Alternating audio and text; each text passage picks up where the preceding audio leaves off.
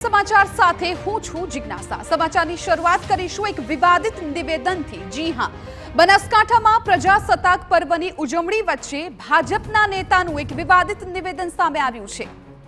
भाजपना प्रदेश मंत्री नौका प्रजापतिए अनामत मुद्दे विवादित निवेदन आप्युं। આજે અનામત માથાનો દુખાવો બની ગઈ છે તેવું નૌકા પ્રજાપતિએ કહ્યું। તુષ્ટિકરણની રાજનીતિને કારણે અનામત હટાવી શક્યા નથી તેવું પણ તેમણે પોતાના નિવેદનમાં ઉલ્લેખ કર્યો છે। ગણતંત્ર દિવસના કાર્યક્રમમાં લોકોને સંબોધિત કરતી વખતે તેમણે આ નિવેદનો આપ્યા છે।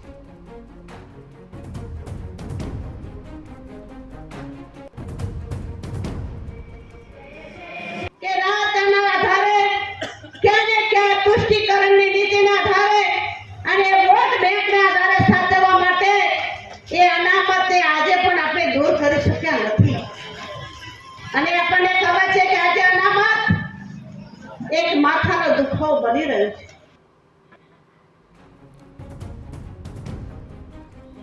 સંવાદદાતા દિનેશ ઠાકોર આ મામલે વધુ જાણકારી આપી રહ્યા છે। અમારી સાથે ફોન લાઈન પર જોડાઈ ગયા છે। દિનેશ, નૌકા પ્રજાપતિનું આ નિવેદન કઈ પ્રકારે હવે રાજનીતિમાં વિવાદો સર્જી શકે છે? જણાવી દઈશ કે ભાભરની અંદર નગરપાલિકા દ્વારા પ્રજાસત્તાક દિનની ઉજવણીનો કાર્યક્રમ રાખવામાં આવ્યો હતો આઝાદ ચોકની અંદર। ત્યારે નગરજનો જ્યારે હાજર હતા ત્યારે નૌકાબેન જે ભાજપના પ્રદેશના મંત્રી છે તેમણે એક વિવાદિત નિવેદન આપ્યું છે કે અનામતને લઈને નિવેદન આપવામાં આવ્યું છે કે મત બેંકો સાચવવા માટે કરીને આજે અનામત છે એને રાખવામાં આવીને લોકોને સાચવી રહ્યા છે। અનામત છે તે માથાનો દુખાવો બની ગઈ છે અને આ નિવેદન છે તે મોટું રાજકીય રૂપ લઈ શકે છે કે અનામત માટે અનામતના નેતાઓ લડ્યા હતા અને માંગણી કરવા સરકાર સામે લડીને અનામતની જે માંગણી કરતા હતા અને તે જ નેતાઓ આ નિવેદનને કેવું પ્રતિભાવ આવે છે જોવાનું રહેશે અને આ રાજકીય મુદ્દો બની શકે છે। જી બિલકુલ દિનેશ, આભાર સમગ્ર માહિતી બદલ। તો પ્રજાસત્તાક પર્વની ઉજવણી વચ્ચે ભાજપના નેતાનું આ વિવાદિત નિવેદન કે જે આગામી દિવસોમાં કઈ રીતે રાજનીતિમાં વધારે વિવાદ સર્જી શકે તેવું છે, કેમ કે અનામત પર તેમણે નિવેદન આપ્યું છે। તેમણે સ્પષ્ટપણે કહ્યું છે કે તુષ્ટિકરણની રાજનીતિને કારણે અનામત હટાવી શક્યા નથી। સાથે સાથે તેમણે સ્પષ્ટપણે એવું પણ કહ્યું કે આજે અનામત છે એ માથાનો દુખાવો બની ગઈ છે।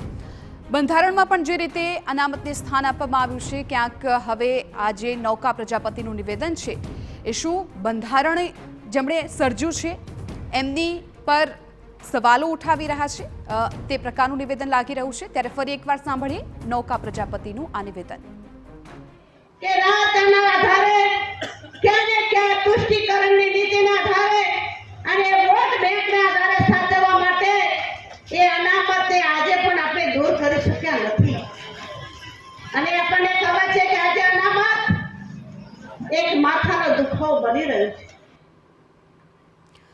તો ફરી એકવાર આપે નિવેદન સાંભળ્યું કે જેમાં તેઓ સ્પષ્ટપણે કહી રહ્યા છે કે આજે અનામત છે એ માથાનો દુખાવો બની ગઈ છે। તુષ્ટિકરણની રાજનીતિને કારણે અનામત હટાવી શક્યા નથી। એટલે ક્યાંક નૌકા પ્રજાપતિ જે બંધારણમાં અનામતની વાત કરવામાં આવી છે, જે પ્રકારે બંધારણમાં અનામતનું સ્થાન આપવામાં આવ્યું છે એ સ્થાન પર ક્યાંક શંકા ધરાવતા હોય, બંધારણના જે રચયિતાઓ છે તેમના પર જાણે સવાલ ઉઠાવતા હોય એવું આ નિવેદન પરથી સ્પષ્ટ લાગી રહ્યું છે, કેમ કે આજના દિવસે બંધારણ કે જે અમલમાં આવ્યું હતું અને પ્રજાસત્તાક પર્વની ઉજવણી વચ્ચે જાહેરમાં તેમણે આ નિવેદન આપ્યું છે જે હવે ચર્ચાનો વિષય બની ગયો છે। રાજનીતિમાં એક નવો વિવાદ લઈને આવ્યું છે તેમનું આ નિવેદન। અનામત માથાનો દુખાવો બની ગઈ છે, તુષ્ટિકરણની રાજનીતિને કારણે અનામત હટાવી શક્યા નથી આવું સ્પષ્ટપણે પ્રજાસત્તાક પર્વની દિવસની ઉજવણી નિમિત્તે નૌકા પ્રજાપતિનું આ નિવેદન છે એ સામે આવ્યું છે। આ નિવેદન છે હવે રાજકારણમાં એક અલગ જ વિવાદ સર્જી શકે છે, કેમ કે આજનો દિવસ પ્રજાસત્તાક પર્વની ઉજવણી કે જેમાં આજના દિવસે બંધારણ છે એ અમલમાં આવ્યું હતું અને બંધારણમાં જ અનામત મુદ્દે વાત કરવામાં આવી છે અને હવે આ નિવેદન છે અનેક સવાલો ઉભા કરી રહ્યા છે કે શું નૌકા પ્રજાપતિ બંધારણ સામે ક્યાંક સવાલો ઉઠાવી રહ્યા છે? શું જેમણે બંધારણની રચના કરી છે એમના પર ક્યાંક આંગળી ઉઠાવી રહ્યા છે? કેમ કે તેમનું આ નિવેદન છે એ ખૂબ હવે વિવાદ સર્જવા જઈ રહ્યું હોય તેવું લાગી રહ્યું છે, કેમ કે તેમણે સ્પષ્ટપણે ઉલ્લેખ કર્યો કે અનામત માથાનો દુખાવો બની ગઈ છે। તુષ્ટિકરણની રાજનીતિને કારણે અનામત હટાવી શક્યા નથી। આ નિવેદનો તેમના આજના દિવસમાંથી સામે આવ્યા છે કે જ્યાં જાહેર સભામાં તેઓ પ્રજાસત્તાક પર્વની ઉજવણીના દિવસે આ પ્રકારના નિવેદનો આપી રહ્યા છે। એટલે અનેક સવાલો હવે થઈ રહ્યા છે.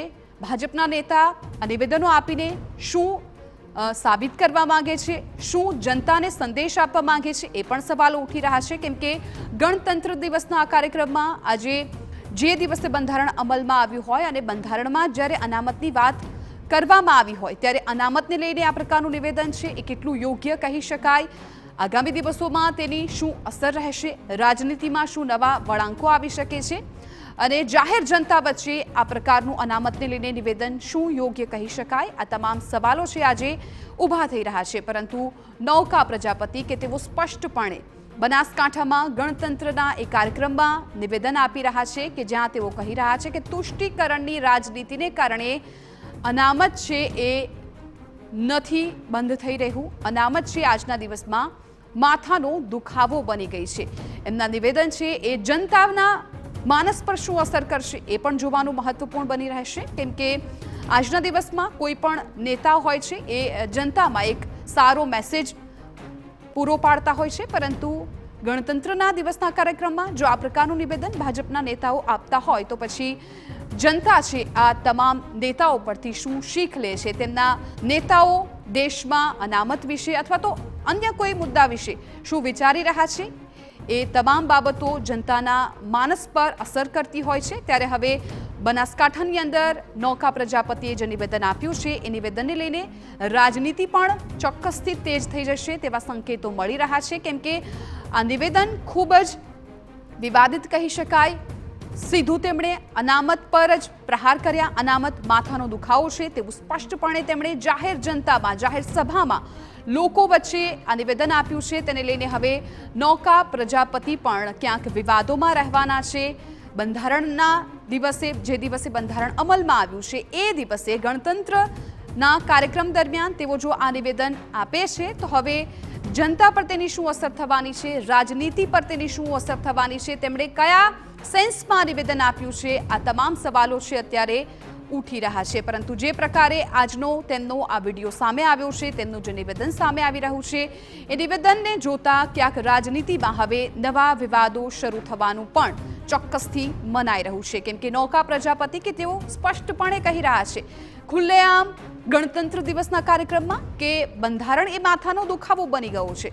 હવે કયા સેન્સમાં તેઓ કહી રહ્યા છે એ નૌકા પ્રજાપતિને જાણ હશે. પરંતુ હવે આ નિવેદન છે એ રાજ્યમાં એક નવો રાજકીય વિવાદ લઈને આવી ગયું છે. કેમ કે તેમણે કહ્યું કે તુષ્ટિકરણની રાજનીતિને કારણે અનામતને હટાવી શક્યા નથી. એટલે ક્યાંક એક મેસેજ એવો પણ જઈ રહ્યો છે કે નૌકા પ્રજાપતિ એવું ઈચ્છી રહ્યા છે કે અનામત હટાવવું જોઈએ. શું આ પણ એક સવાલ થઈ રહ્યો છે. પરંતુ હવે આ મામલે ભાજપ તરફથી શું નિવેદનો આવે છે એ પણ જોવાનું રહ્યું છે. શું નૌકા પ્રજાપતિ એમના નિવેદન પર હજુ પણ અડગ છે કે કેમ એ પણ જોવાનું રહેશે. કેમ કે પ્રજાસત્તાક પર્વની ઉજવણી કે જે આજના દિવસે બંધારણ અમલમાં આવ્યું હતું એ જ દિવસે તેઓ એક કાર્યક્રમમાંથી જાહેર મંચ પરથી એક નેતા તરીકે જો આ પ્રકારના નિવેદનો આપતા હોય તો હવે આ જે નિવેદન છે એ ખૂબ ચર્ચામાં રહેવાનું છે.